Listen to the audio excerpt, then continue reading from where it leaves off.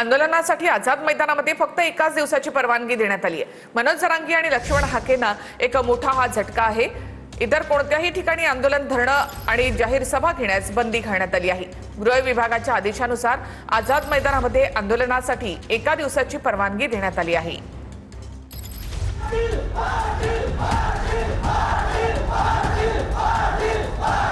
मनोज जरांगे आणि ओबीसी नेते मुंबईमध्ये येऊन आंदोलन करण्याची शक्यता असताना मुंबईमध्ये आता आंदोलनाबाबत कठोर नियम लागू करण्यात आलेत। आझाद मैदान वगळता मुंबईमध्ये अन्य कोणत्याही ठिकाणी आंदोलन, धरणे आणि जाहीर सभा घेण्यास राज्याच्या गृह विभागानं पूर्णपणे बंदी घातली आहे। तर आझाद मैदानात आंदोलन पुकारल्यास केवळ एक दिवसासाठी आणि तीही सकाळी 9 ते संध्याकाळी 6 वाजेपर्यंतच परवानगी दिली जाणार आहे।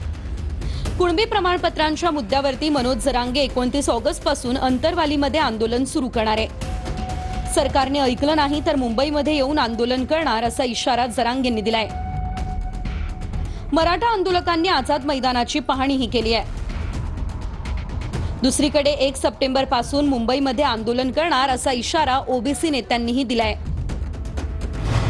दोन्ही समाजाकडून आंदोलनाचा इशारा दिलेला असताना गृह विभागानं मुंबईमधील आंदोलनाबाबत नवे नियम लागू केले आहेत। मुंबईमध्ये फक्त आझाद मैदानावर आंदोलनाची परवानगी असेल।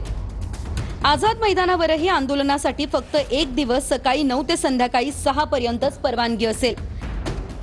6 वाजल्यानंतर मैदानात थांबल्यास दंड आणि कारावासाच्या शिक्षेची तरतूद आहे। शासकीय कामकाजाच्या दिवशीच आंदोलनाची मुभा असेल।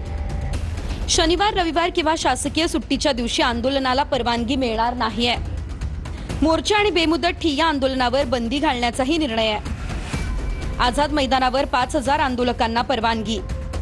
आंदोलकांनी आझाद मैदानावरच जमावं आणि तिथूनच निघून जावं।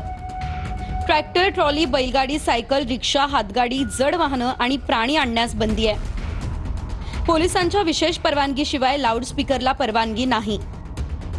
9 बाय 6 फुटांपेक्षा मोठा बॅनर किंवा झेंडा वापरण्यास मनाई असेल। झेंड्याची काठी 2 फुटांपेक्षा मोठी नको। आझाद मैदानात तंबू, मंडप उभारण्यास पूर्णतः बंदी आहे।